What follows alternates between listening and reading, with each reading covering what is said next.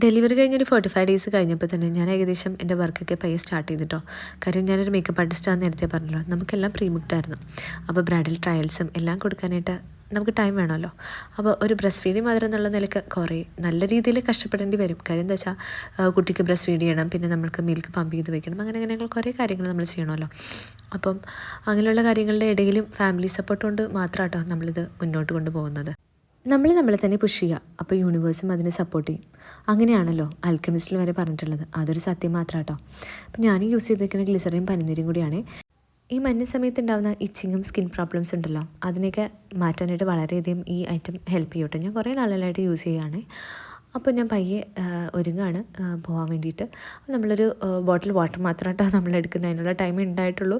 ഈ പ്രൊഫഷന് ഞാൻ ഏറ്റവും ഇഷ്ടപ്പെടുന്നൊരു കാര്യം കേട്ടോ, അവരെ ഏറ്റവും ഹാപ്പിയാക്കി വിടാന്നുള്ളത്.